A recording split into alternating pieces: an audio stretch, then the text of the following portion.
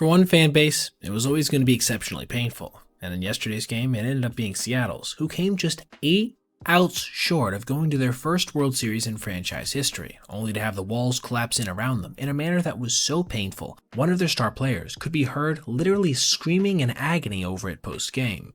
Having gone is further than any other team in franchise history. When things began, you wouldn't have assumed this would be how it would end up, as Julio Rodriguez led off the contest with a double down the left field line, shortly after being driven in by Josh Naylor. They were off and rolling, but Toronto seemed unfazed, as the team who managed to rebound from a 2-0 deficit tied things up almost immediately after on a 2-out single from Dalton Varsho. The Mariners seemed like they were going to return the favor in the second, when they got back-to-back singles to lead off before J.P. Crawford moved both runners up on a sacrifice bunt, bringing Leo Rivas to the plate, a player who's pretty good at putting bat on ball and not chasing.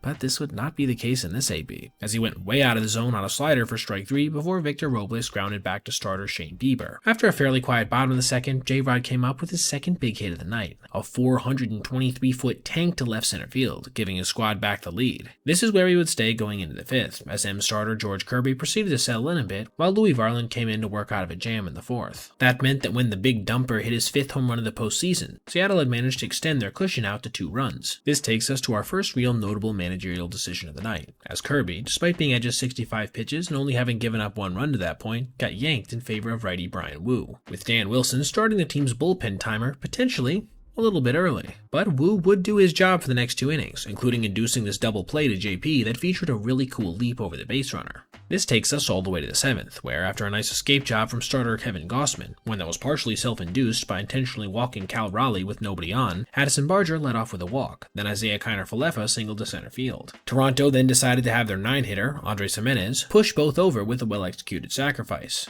chasing Wu from the contest entirely, with Wilson deciding to bring in Eduard Bizardo to face George Springer. This was his second controversial move, as Springer had already seen Bizardo multiple times in the series, and had been 0-for-3 with 2 strikeouts versus the Mariners closer Andres Munoz, who in the last game of the season was obviously available. This decision ended up proving massive almost immediately, as on the second pitch of Bizardo's outing, Springer got a fastball middle in, launching it out to left center field to give his team the lead with 1 swing of the bat. The Mariner offense had to answer back, right? They had to put up some kind of fight.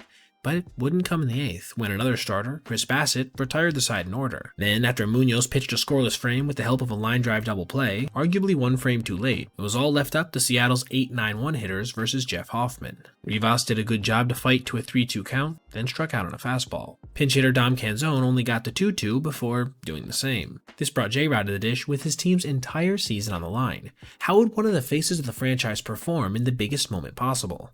Well, as you can see from this screenshot, not very well, as he would end up striking out despite seeing 6 pitches really nowhere near the zone. And just like that, the Blue Jays were going to the World Series for the first time since 1993, and the Mariners were heading home. This obviously was exceptionally painful, and you could hear as much during Brian Wu's post-game interview when a player screamed so loudly in the background that it actually interrupted Brian, being caught clearly by the clubhouse microphones. Having gone is further than any other team in franchise history. Aaron Levine would later tweet out that he thought it was Julio himself. It's obviously going to be a long offseason for a Seattle team and fan base that will now have to grapple with the fact they had a 2-0 lead in a best-of-7 series, and then a 3-2 lead going into Game 6, and just couldn't manage to put this thing away. As for Toronto, I want to wish them good luck going up against the Dodgers. I anticipate a really good series, and they've truly earned a shot at playing in it. Alright everybody, if you made it this far, I appreciate you watching, and if you did, consider checking out any of these other videos on your screen right now for other content just like this. Also, if you ever see anything you'd like to see me detail in the video, feel free to reach out to my email, basebpoet@gmail.com, and if I end up using your idea, I'll give you a shout out. Thanks for watching, have a great rest of your day.